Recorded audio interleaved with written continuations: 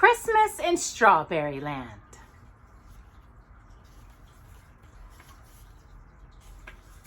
Written by Cindy West and illustrated by Pat Sunsenthal. Welcome to Storytime with Jocelyn. It was the day before Christmas in Strawberry Land. The cookies were baked and the fruitcake was made. Everything was ready except one thing.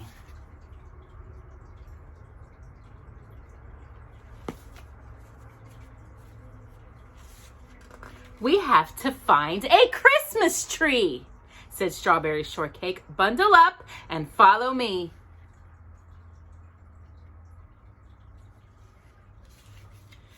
Here's a good one, said Huckleberry Pie. He took out his axe. Just then, a family of squirrels peeked out of their home in the tree and began to chatter noisily.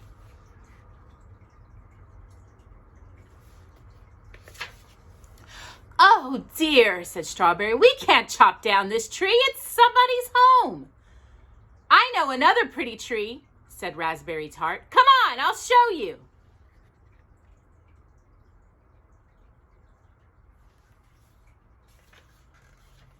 But a family of blue jays lived in that tree.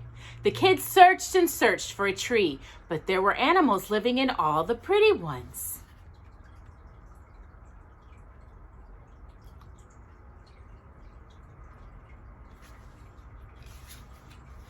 At last, they spotted the most beautiful pine tree in all the world, and there were no animals living in it. Huckleberry raised his axe.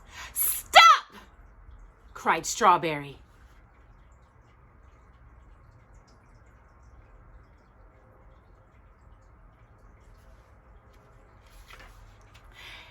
This tree is too beautiful to cut down, said Strawberry. Let's let it live and trim it right here. So they all ran home to get the Christmas tree trimmings.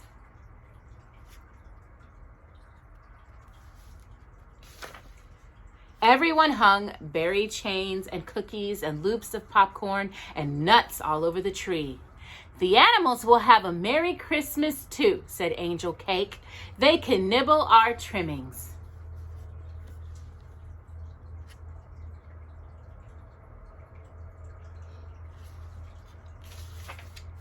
Oh, how beautiful. It's the perfect Christmas tree, said Lemon Meringue, except it doesn't have a star on top. We're too little to reach the top, said Strawberry. But don't worry, Santa will find us without a star to guide him.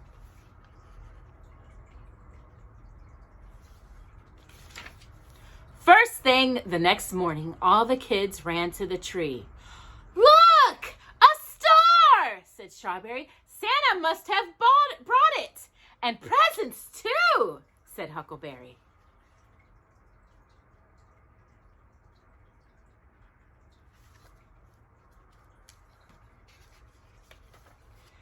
The kids helped the babies open their presents, Jocelyn. There was something for everyone, even the pets.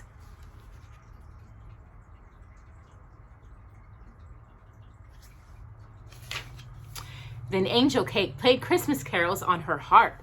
All the animals came to listen and to nibble at the trimmings. This is the merriest Christmas ever, said Strawberry Shortcake, and everyone agreed.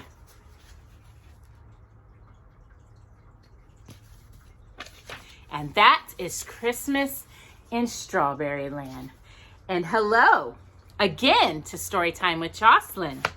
As you can see, it is December, so we're getting ready for a lot of different Christmas stories. And Merry Christmas to all of you out there. Except for next week, we're going to do something special because it'll be my birthday on Wednesday. So we're going to do a little birthday something or another next week. But we got another Strawberry Shortcake story for the month of December that we're going to read, and it's called Strawberry Shortcake and the Winter That Would Not End.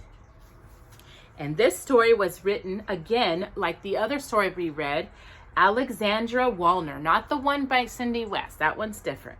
And this one was illustrated by Mercedes Llimona. So let us begin with Strawberry Shortcake and the Winter That Would Not End.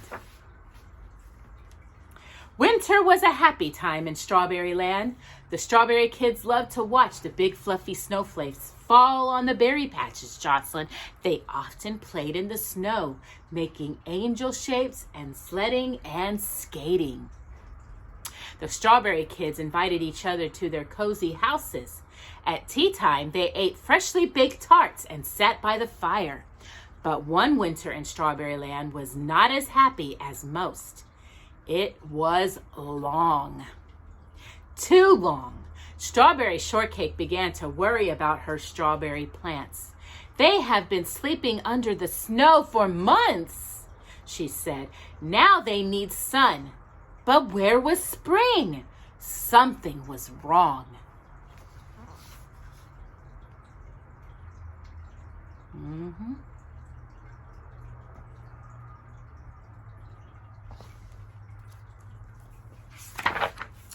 One cold, gray morning, the kids met at Strawberry's house for breakfast. They stared out the window and shivered. Snow was falling heavily. I looked in my pantry this morning and counted my jars of jam, said Strawberry. I'm running very low.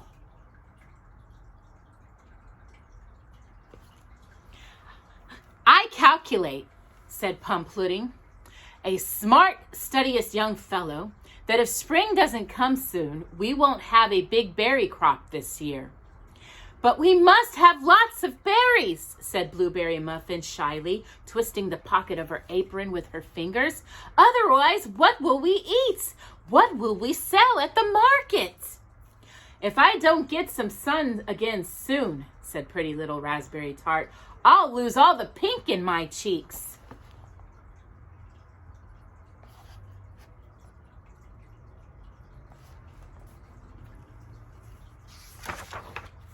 Huckleberry Pie only yawned. He never worried about anything, but when he looked at the thermometer outside Strawberry's window, he frowned.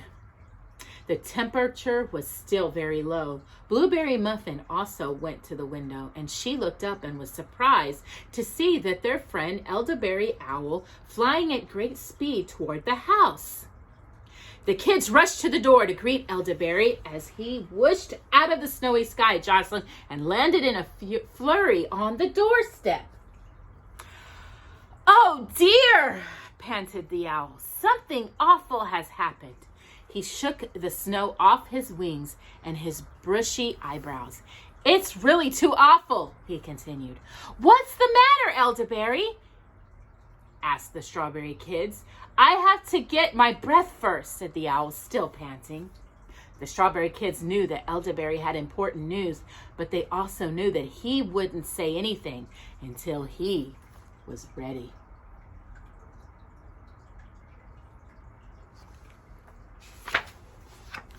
I need a big cup of hot tea, said the owl as he stepped into the house. After 3 slices of well-buttered blueberry bread and 2 cups of mint tea, he felt better. He cleared his throat. Someone has stolen the Snow King's magic snow crystal, he said. He can't stop the snow without it. That's why it's still winter, said Plum Pudding. It was stolen about a month ago, said Elderberry. The Snow King didn't want anyone to know. He knew how frightened we would be. Who could have stolen it? Asked Strawberry. Who? Who indeed? Said the owl, opening his round eyes. I'll tell you what happened. The kids snuggled down in their comfortable chairs around the fire to listen to the owl's story. Many days ago, said Elderberry, I was flying over the field next to the deep, dark wood. The strawberry kids shuddered. The deep, dark wood was a frightening place. Even in summer, they didn't go there.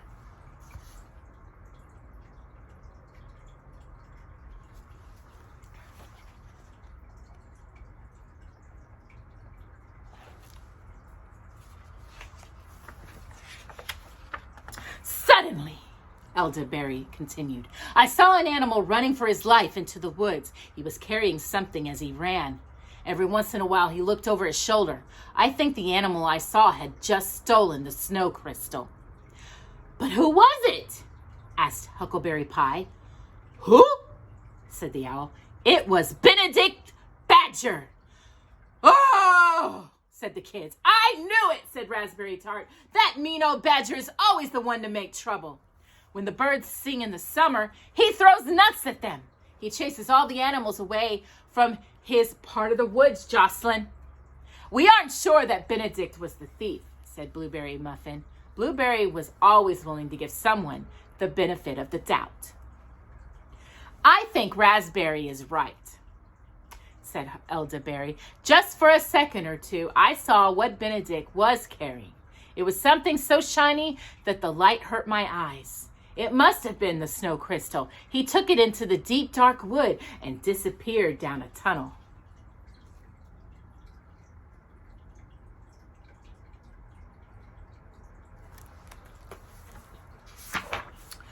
Elderberry, do you think you could find that tunnel again? Asked Strawberry Shortcake. Who? Me? Said the owl. Of course. It was just to the left of the biggest elm tree in the dark wood, between two large rocks. Well then, said Strawberry, it's time for the Strawberry kids to visit old Benedict. No, no, said Blueberry, hiding her face in her apron. He's mean. He'll eat us up. No, he won't, said Strawberry. We'll be clever and careful. We must find out if Benedict has the snow crystal.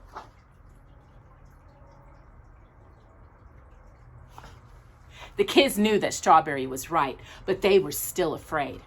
I've heard, said Plum Pudding, that if you go into the Benedict's barrel, he can make tree roots twist all around you. Just like this, said Huckleberry Pie. He jumped up and grabbed Raspberry.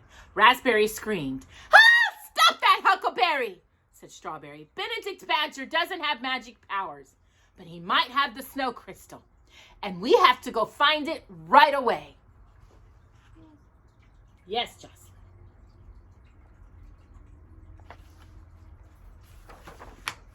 I think we should eat more jam and take a nap before we go, said Huckleberry, dropping back into his chair.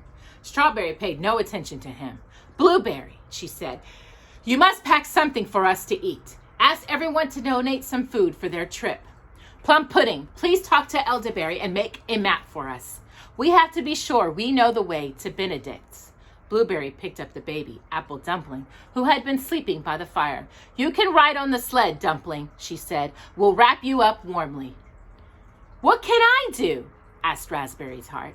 Find some rope and bring the lantern, said Strawberry. They will be very important. Huckleberry Pie was dozing by the fire. Wake up, Huckleberry, said Strawberry Shortcake. You must help me make helmets and swords. Are we going to fight Benedict? Asked Huckleberry sleepily. I don't know, said Strawberry, but we have to be ready for anything.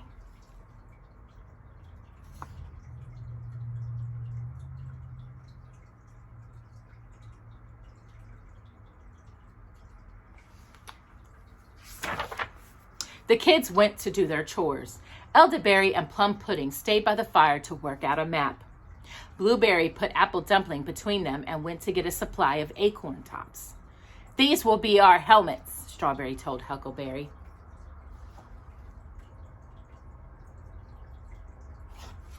Huckleberry used a sharp stick to poke the two holes in each acorn top.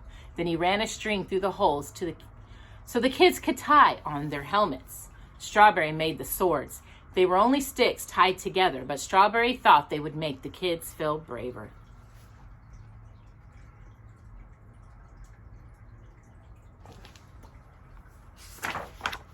Soon all the kids went back at Strawberry's house and ready to go. They were dressed in their warmest clothes. A large bag of food and the helmets and swords were loaded on the sled. Apple Dumpling sat on top.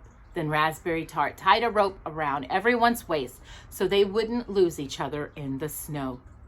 Follow me, said Elderberry Owl, flapping his wings and taking off into the sky. Let's go, said Strawberry, bracing herself against the wind.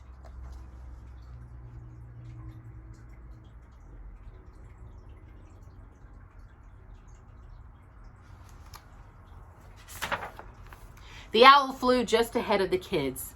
The little band below him triggered through the deep snow up over drifts, down into gullies, under snow snowy bushes and around big trees. The wind blew hard and the snow kept falling. They came to a deep snowbank.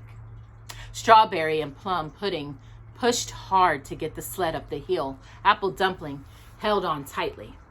Then Huckleberry crawled over the top of the snowbank, and suddenly he felt a sharp tug at his waist. Raspberry Tart had lost her footing.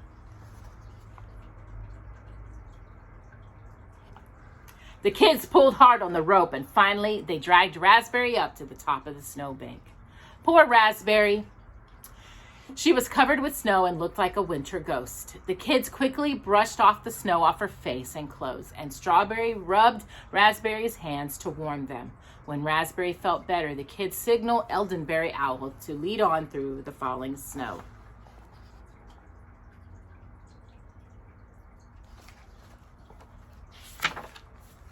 They were crossing an open field when Eldenberry fluttered down to tell them that they were at the edge of the deep, dark wood.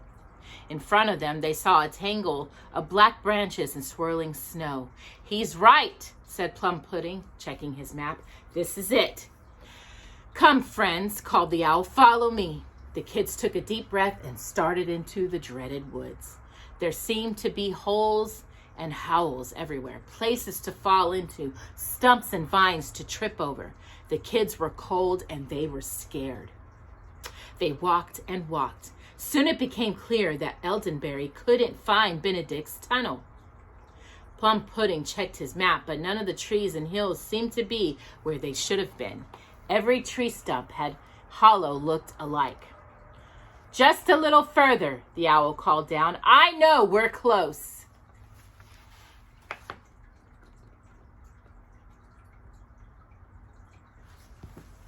The kids came to a dry place under a snowy ledge and decided to stop and rest, but Elderberry Owl wouldn't rest. He fluttered from branch to branch, studying the trees and rocks.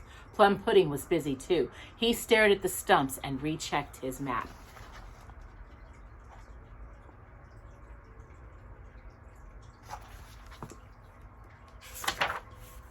"I've got it!" he shouted suddenly. "I found the tunnel!" The kids ran over to look. There was a dark hole between the two large rocks. Everyone knew it had to be Benedict Badger's tunnel. "I was about to suggest this very spot," said Eldenberry. "You and Plum Pudding are both very clever," said Strawberry. "Before we go down there, we have to put on our armor."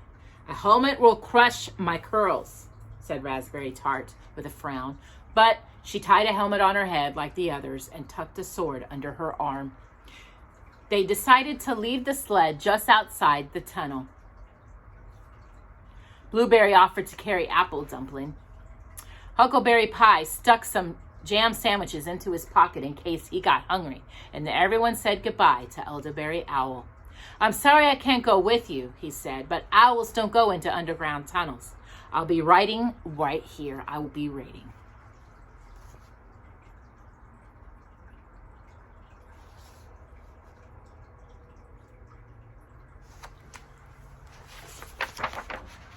Plum Pudding led the way. The black hole in front of the kids went down as far as they could see. The walls of the tunnel were studded with jagged rocks and sharp roots. The kids skidded and slid down and down. "I don't want to go any further," said Raspberry. She looked pale and scared in the dim light. "We have to," said Strawberry Shortcake, "and we must be quiet," she added in a whisper. "Benedict will probably be sleeping. Badgers often do that in the winter. We don't want to wake him." The path went deeper into the earth. Strawberry's lantern threw strange, enormous shadows on the tunnel walls. And suddenly part of a tree root caught Raspberry's curls. "Help!" she cried. "He's got me! The badger's got me!" "It's only a root," said Huckleberry. "Don't be silly." "Shh!" whispered Strawberry. "Don't make any noise. There's his door."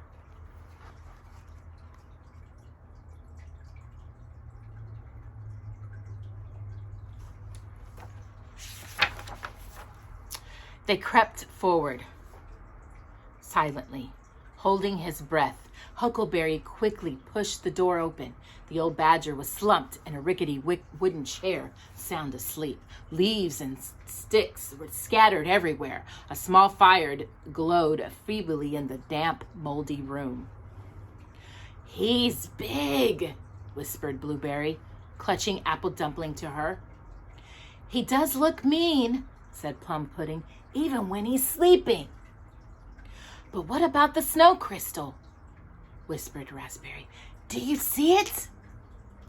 I do, said Strawberry. "There it is, on the table." Strawberry was right.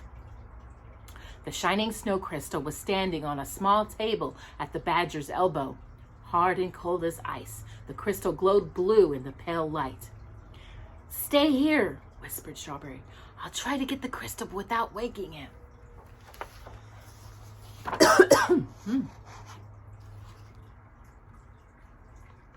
Do you see the crystal?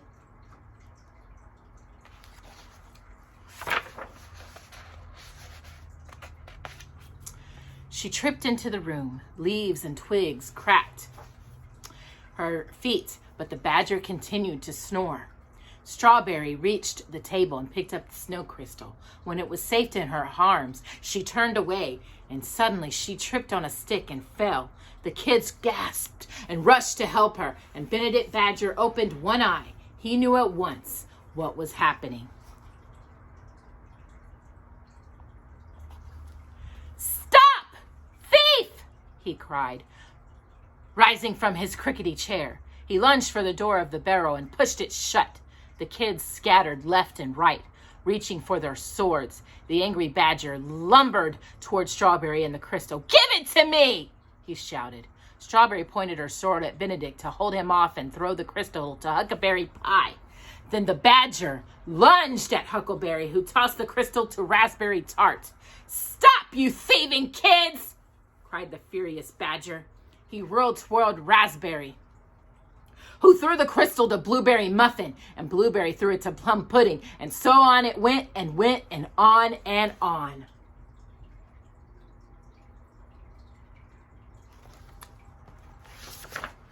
Benedict Badger turned right and left, round and round, and then he began to pant and wheeze, and finally he fell back in his chair, exhausted. "Come on!" said Strawberry to the kids. They ran for the door of the barrel, and Plum Pudding held on to the crystal as he ran. Suddenly, the kids heard loud, sobbing sounds behind them. They stopped and looked back at Benedict. He was crying, his head buried in his paws. "What will I do?" he cried. "What will I do?" The kids looked at each other in surprise. The mean old badger was crying like a baby. Strawberry watched and walked a few steps toward him. "Why are you crying?" she asked. Benedict continued to sob. Strawberry went closer and patted his paw gently. "Don't cry," she said. Benedict wept even harder. Strawberry stroked his fur until he was calm.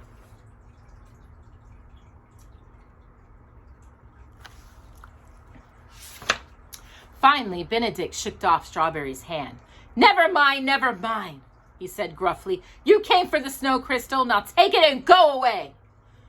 "All right," said Strawberry, "but before we go, would you tell us why you took the snow crystal in the first place?" "So that winter would last all year," said Benedict, snuffling again. "But why? Winter is fun for a while, but after a few months, everyone wants warm and sunny weather." "I don't," said Benedict. "In winter, I can sleep all day, and now hear birds chirping or animals scurrying back and forth over my barrel." "But those are nice sounds," said Strawberry. "Not to me," said Benedict, shaking his furry head. "I am old and I have no friends. The only thing that makes me happy is sleeping." "But what about us, Benedict Badger?" said Raspberry. "If it snowed all year, we wouldn't grow our berries. Then we would have nothing to eat. We would have no jam." "What do I care about jams?" said Benedict. "Taste this," said Huckleberry, shoving his jam sandwich into the badger's mouth. Benedict looked very surprised. He took a bite. Delicious, he said finally, smacking his lips. Do you have more?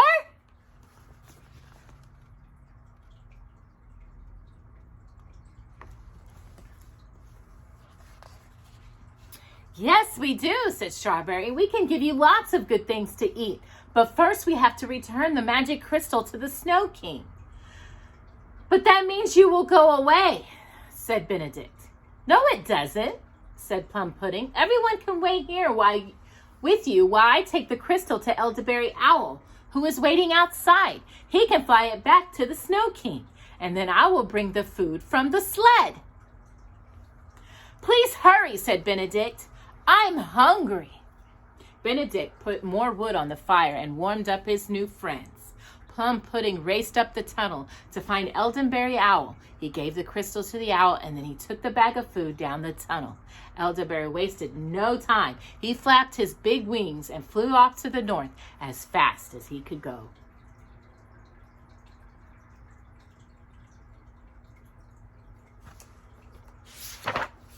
The kids had a fine party in Benedict's barrel. It was warm and cozy, Jocelyn, and they ate muffins and tarts and bread and jam. The kids told stories and jokes and made old Benedict laugh. Finally, the kids had to go home. Benedict guided them up the torqued tunnel that had seemed so frightening just a short time ago. When they got outside, the sun was shining and the snow was beginning to melt off the branches of the tree. Hooray for Elderberry, said Blueberry happily. He returned the snow crystal. Spring will soon be here, said Strawberry, clapping her hands. I don't want you to leave, said Benedict sadly. I will be all alone again, and there won't be any more jam. We'll come back to see you, said Raspberry, and we'll have more jam sandwiches, picnics. No, said the Badger. You'll be busy growing your berries. You'll forget about me.